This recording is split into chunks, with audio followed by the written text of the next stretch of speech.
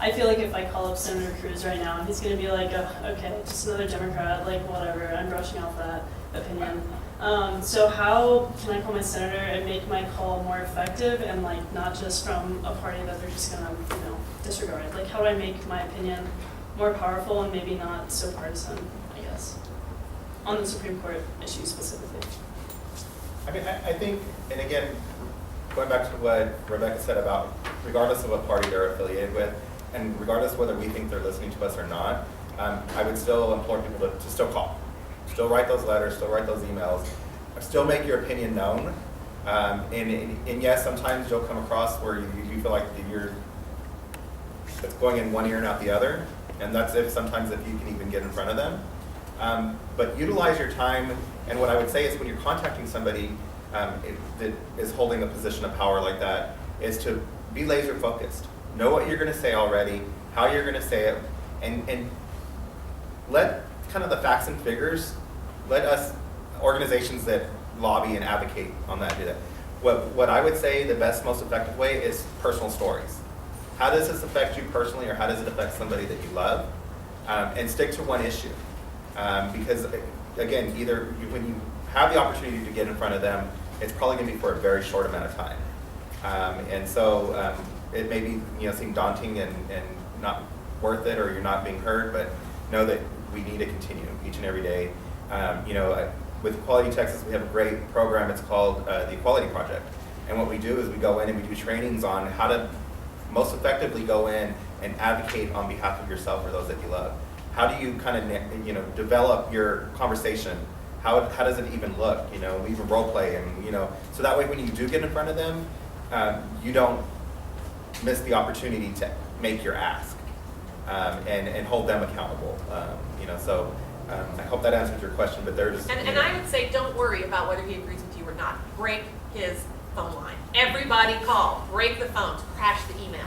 That sort of response worked at our 2017 legislative session. There's a reason that bathroom bill never got a vote on the House side, and it's not because the folks on the House side were so courageous.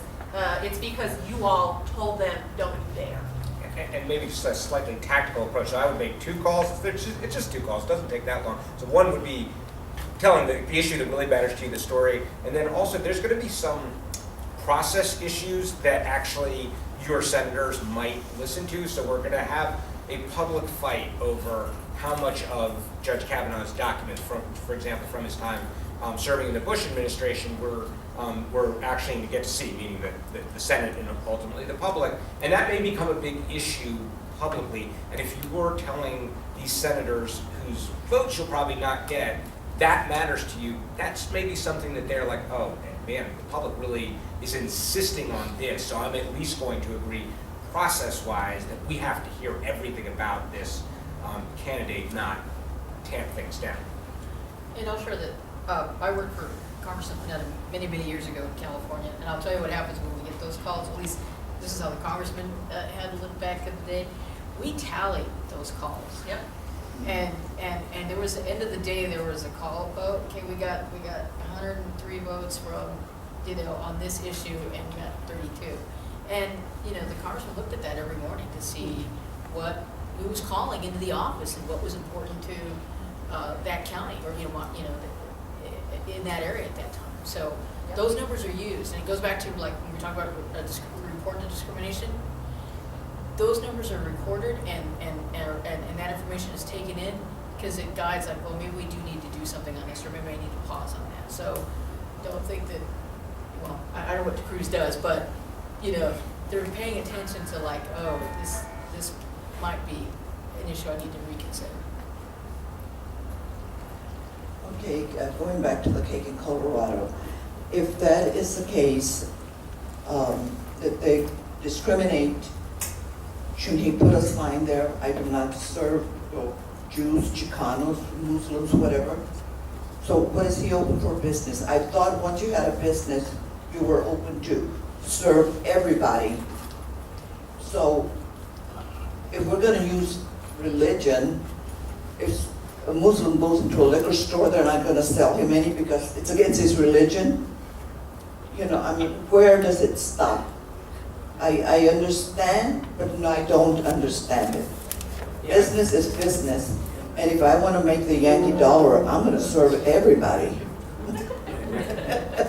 So I think the exact consideration that you are raising is why the court did not go further and say, yeah, he has a right to discriminate as much as he wants because of his religious beliefs. It's why they ruled so narrowly, because they see, what us lawyers call the slippery slope of, is the next business going to be allowed to say, I don't like Muslims, I think they are all terrorists and I'm not going to serve them, or I don't like Jews because they're plotting to take over the world, and they recognize that is going to cut into an equality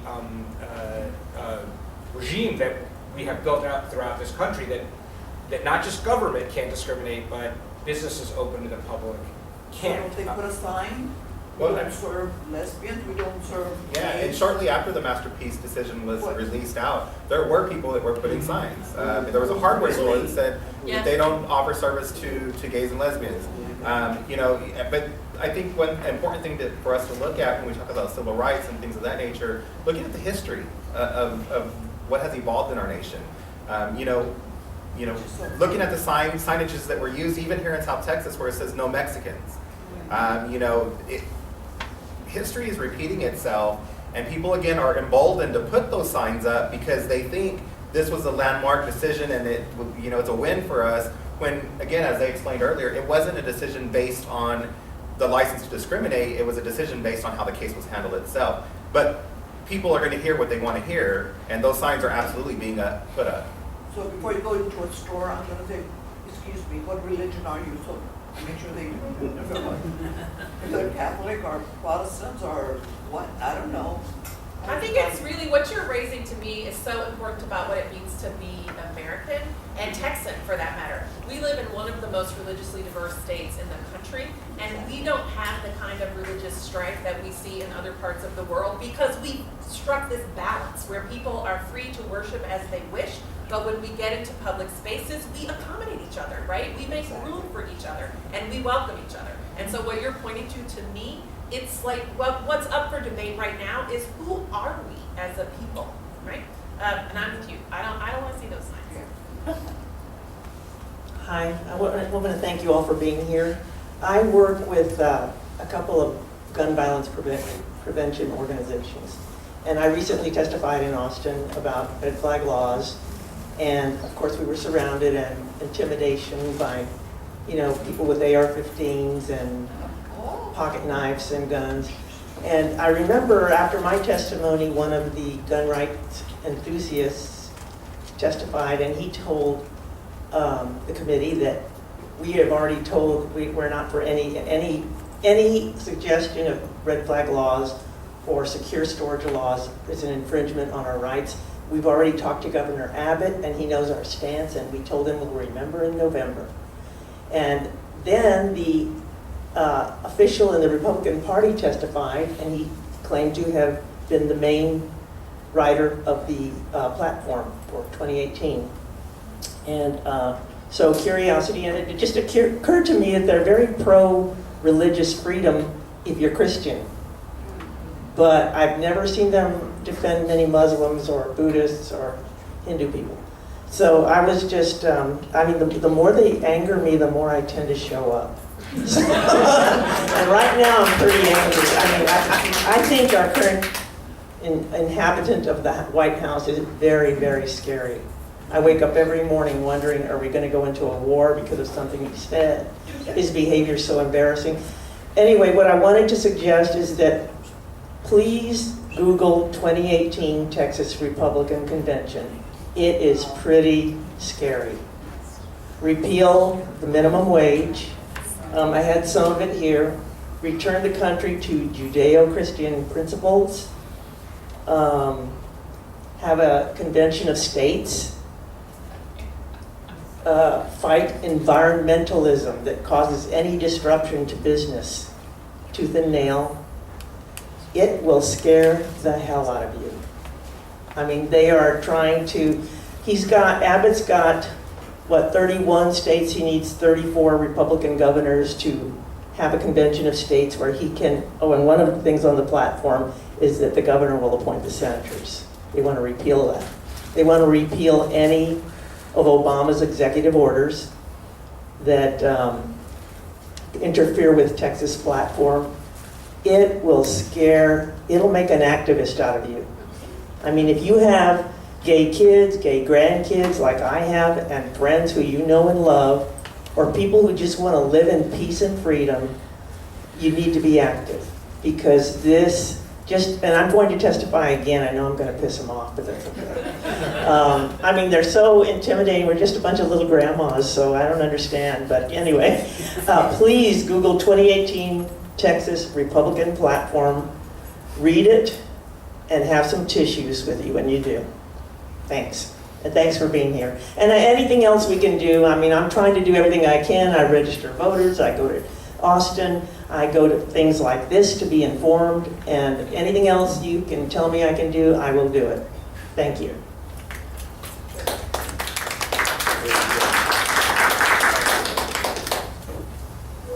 Hi.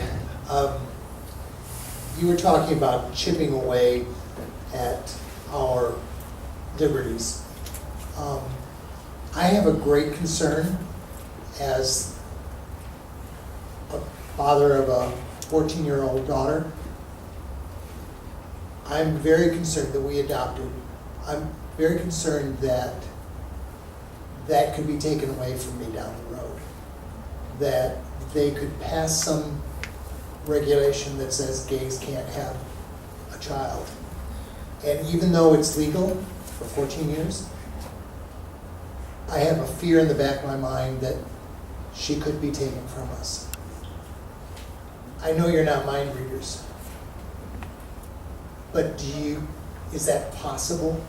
Do you see that? Is there anything that you could see where that could happen? I mean, certainly they could chip away at our relationship and make that illegal again, or not legal. So could they do it with our adoption?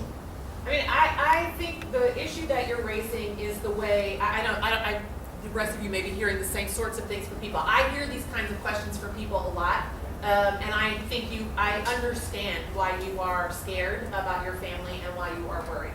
I don't see anything on the horizon that would suggest that we're going to that horrible place, but I also don't want us to be confident that, oh, we won marriage and now everything's great. I think it is incumbent on us to remember that the fight for our civil liberties never stays won, and we have to keep fighting. But I don't see anything on the horizon that puts your family in immediate jeopardy. I want to give you that reassurance, but at the same time, I really do understand where the fear comes from, and I think it's legitimate fear. As a family law attorney, the adoption is done. That is a forever ironclad decree. I pause a little bit because you're the parent, right? And so when we look at the issue of child abuse or neglect, that's why it's so important to have legislators and people in, stakeholders reflect our community.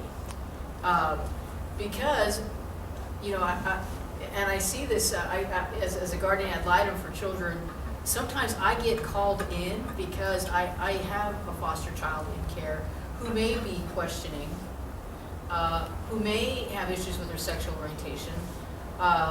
And so I get appointed to serve as that child's guardian, and I have to tell them, make a recommendation. This is a healthy child, and we need to provide a supportive environment for them. And that is the tenor where we're at. Is like, what is best for the children? Where are they going to be nurtured and grow to be the most fulfilled person in their livelihood? Could that change? It goes back to our value system. I talked about the judge who, years ago, who's retired now, just letting you know, who would not place children in a same-sex household, even if that child was related to that family member. That was just his opinion.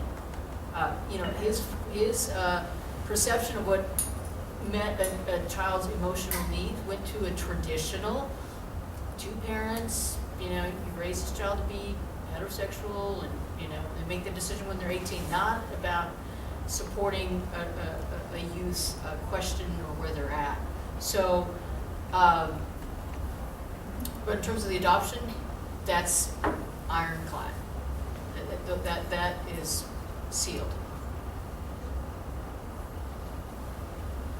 So I have a couple of comments.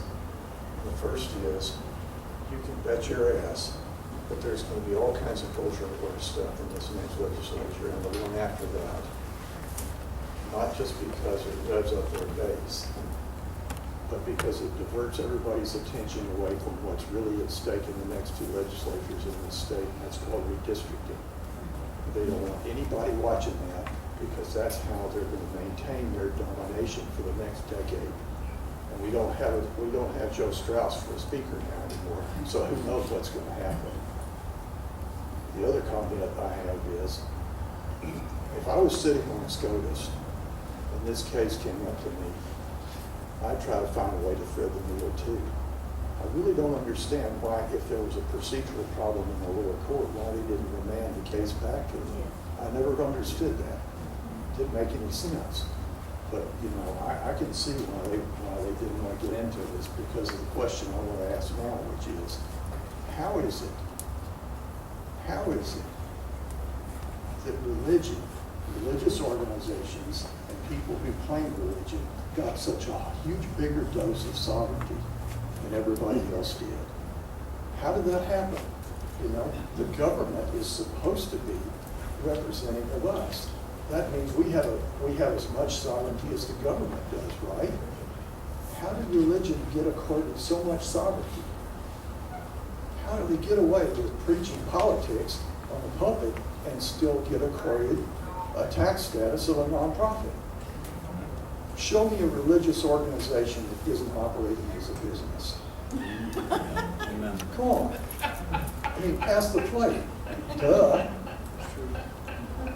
Okay, they do charitable things, some of them. How did they end up with so much more sovereignty than anybody else, so that now they can erect this umbrella and everybody can go run and hide underneath it legally? Yeah, it's a great question. You know, it's the kind of, and I reflect on this a lot, given the work that we do at Americans United. And you know, part of it stems from the fact that we have these religion clauses in the Constitution, and here particularly the free exercise clause, which in a sense constitutionally privileges religion, although as we talked about before, that really was, has been historically applied to your private religious behavior and not where you intersect with the rest of the community in the public square. Then, we had religious freedom restoration acts, both in the federal government and in the states, that were well-intended. They were a response actually to discrimination against minority religion and minority religious practices, but have become, frankly, a sword for the majority religion to say that laws of general applicability apply to everybody but me because of my religious beliefs. And so, and then the Alliance Defending Freedoms, the Jay Sekulows, who you may know now as one of Donald Trump's lawyers in the Mueller proceeding, have been successful at turning free speech into a legal vehicle to expand that increased religious sovereignty, as you put it. So there are a lot of legal developments, and frankly, a reflection of the fact that we have had, notwithstanding some rules like from Justice Kennedy, 5 conservatives on the Supreme Court for a heck of a long time, and continue to do so. And it makes the frankly, the political activism important, so that we actually get good political decisions, not all of which the courts can countermand in favor of religious actors. That's time for 2 more questions. Go ahead, you had a question.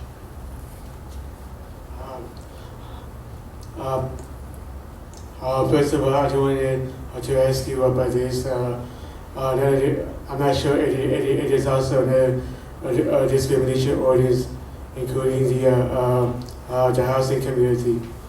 And because I live at the NDB Gonzalez apartment, and the reason why, because one of my neighbors were harassing me, so I did make the police report.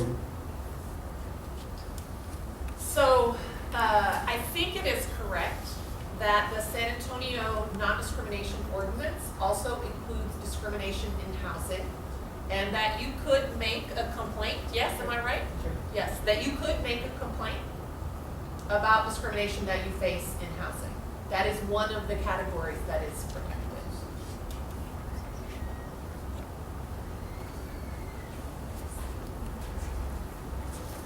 Hi, thanks for coming.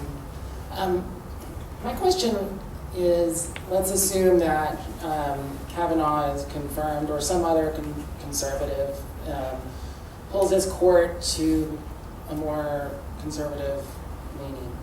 How is that going to affect the appeals process, especially in places like Texas where we've got the Fifth Circuit, right?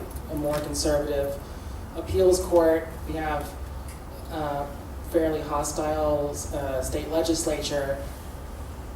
When these bills, some of them become law, are they going to just kind of stop there because nobody's going on our side is going to want to appeal them up the ladder, knowing how the Supreme Court could rule on them, so that they have less less applicability across the country? I mean, it's not great, and I think you're framing it very well, because most of these cases will stop at the Fifth Circuit, and as you said, the Fifth Circuit is not a good circuit for equal rights, and the Fifth Circuit will now feel more empowered to rule in the way they have historically been, knowing that there's even less chance that the Supreme Court would reverse it.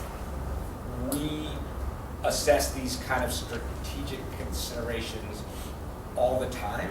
I have a lawsuit against a school district in the Louisiana school district, also in the Fifth Circuit, and we have a lot of charges about prayer in the schools and the like, but we did not bring, including our complaint, anything about school board prayer, because we know the Fifth Circuit is not a good circuit to do that. And so you do make strategic choices like that. However, my view is we cannot stop asserting rights at all out of that fear. We need to bring cases. We're aware, for example, in Texas that and we've been looking at justices of the peace who discriminate in what marriages they perform, and for people to have equal rights, we're going to have to bring some of these cases. We're going to have to evaluate the risks, but can't stop entirely where we've basically ceded the rights. Here's the one thing I would add to that. Sometimes impact litigation is brought not just for the result that you might get at the U.S. Supreme Court. It might be brought to illustrate a story or a problem that we need to pursue, even if it is legally tilting at windmills. Again, it's all part of the balance. And then I would also say judges are elected in Texas. There are other states where people are able to pursue these kinds of claims in state court and get the relief that they need. We could have an impact. Those are not lifetime benches because we vote for those people. And just one other thing I went down to.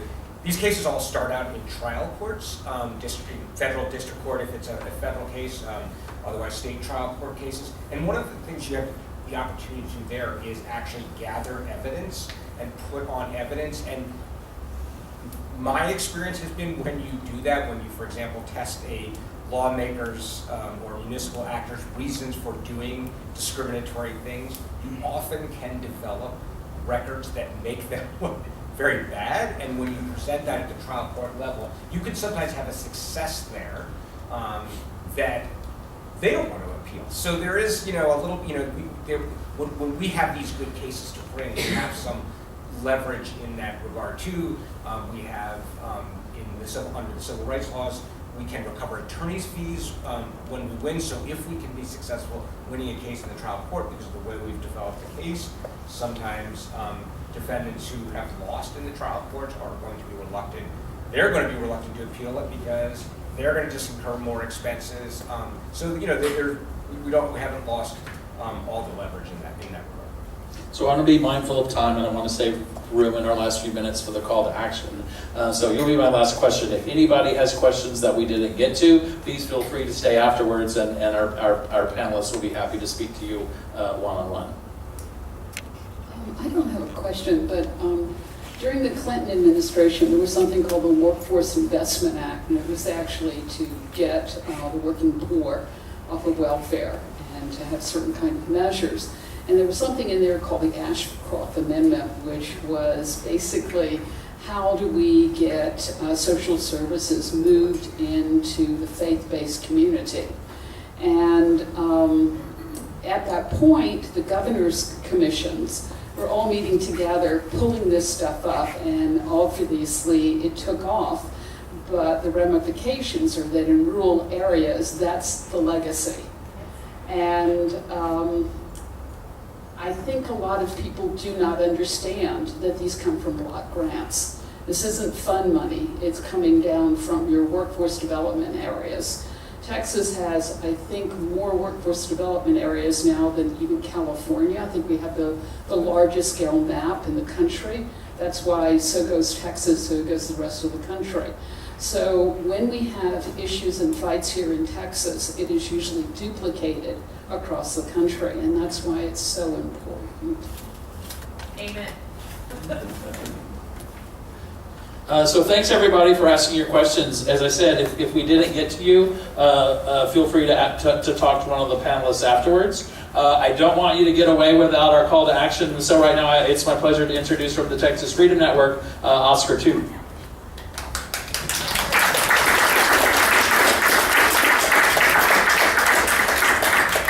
Or you could just talk loud. All right, so a few weeks ago, we were thrust into one of the greatest conflicts of my generation. This conflict is against a principle, the purveyors of which, if allowed to persist in their selfish pursuit of power over underrepresented communities, would see that entire populations, our friends, our families, and our co-workers, be locked in the bondages of fear. Fear for simply being. This fight against that principle is the ultimate issue today. This issue dates back many decades, and in light of recent developments, is likely to last for many more. The task ahead of us, this fight, is a hard one. There will be dark days to come, but it is important for us to remember to hold on to our principles and to stand in courage and resilience against these days. And most importantly, it's imperative for us to take this fight outside of this room. This fight does not belong to just the handful of us that showed up today. This fight belongs in the hands of the community, of San Antonio, of all the cities in Texas, of our state, of all the states in this nation. It spans so much further than all of us here today. And we can do three things right now to take this action forward. First, we have Texas Competes. There's a table right over there. And if any of you spend any amount of money at any business in San Antonio, visit that table and get one of these little cards. Take this card to your business, to any of the businesses you go to, and encourage them to take this pledge. To pledge that their business stands by the LGBTQ community. Yeah, do that. So the second thing is we also have a table in the back. And in order for us to be more effective in our advocacy for equality, we need to hear your stories. So if you have stories of being discriminated against for being gay or trans, go back there and fill out one of these cards with your stories. The last thing I feel is arguably the most important. In order for us to make any lasting change, we need to vote. So if you're not registered to vote, go to that table over there and register to vote. I'll be over there in like a second to do that. So I guess in closing, it's just extremely important for us right now in this really really dark time to remember that this fight has lasted a very long time. No great civilization was built in one day. Rome wasn't built in one day, and it lasted many, many years through three different periods of rule. And even though we're in this dark time right now, this doesn't mean that what we've done before doesn't matter anymore. It just means that we're now standing on the work of generations before us, giving us the power and the courage to move forward through this temporary period of darkness.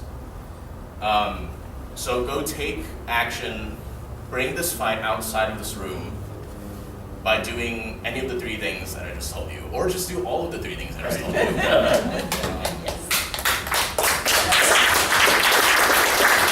Thank you. So again, if you are not registered to vote, get your